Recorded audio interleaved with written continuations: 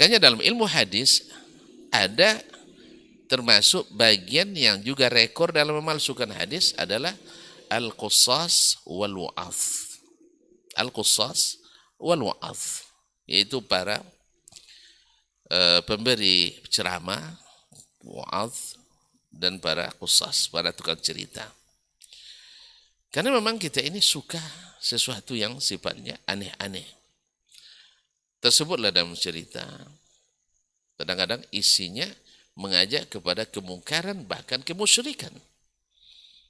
Ada dalam cerita disebutkan, yang nama cerita kan ada sanadnya Ustaz. Cerita disebutkan, ada seorang syekh mengajarkan ke muridnya, dia bisa berjalan di atas air. Lalu apa katanya? Dia ucapkan, ya Allah. Syekhnya begitu, ya Allah. Lalu dia masuk ke air, suruh muridnya ngikuti. Tapi apa yang dibilang?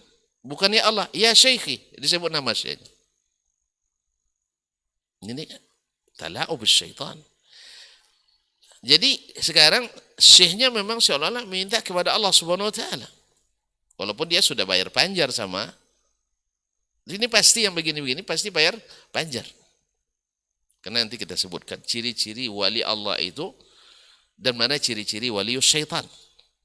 Wali Rahman, wali syaitan berbeda. Jadi dia, ya Allah, dia bisa berjalan di atas air. Nah, muridnya yang mengikuti harus mengikuti ya syekhi fulan. Ini dalam ilmu apa? Ilmu kasyaf istilahnya apa istilahnya? Bisa menghadirkan syekhnya. Sehingga diajarkan ketika dalam kesulitan, orang dulu oleh Nabi diajarkan untuk dalam kesulitan menghadirkan Allah Subhanahu wa taala. Bermunajat, beristighatsah. Tapi ada sebagian mengajarkan untuk menghadirkan gurunya. Kalau hadir gurunya datang pertolongan. Subhanallah. Jadi cerita-cerita aneh. Lalu muridnya mengikuti dia mengatakan, ya syekh kebulan sebut nama syekh bisa berjalan di atas air. Mengikuti syekh di belakang. Nah, beberapa kali dia ulang, memang seperti itu. Tapi harus bilang, ya syekh fulan. Wahai syekh saya sepulan. Setelah dia pergi, tidak bersama syekh, dicobanya. Syekh kan bilang tadi, ya Allah. Nah, dia mulai masuk air, ya Allah, tenggelam. Basah kuyup dia. Apa arti? Ini ikhwan fillah. Mungkin bagi yang tidak pernah belajar tauhid, ya, tahu tauhid yang sesungguhnya, dia bilang ini hanya sekedar manggil nama syekh. Padahal di situ ada unsur doa. Dan doa itu adalah sebesar-besar ibadah, inti ibadah yang hanya boleh diberikan pada Allah SWT. Wa annal masajida lillah fala tad'u ma'allahi ahada.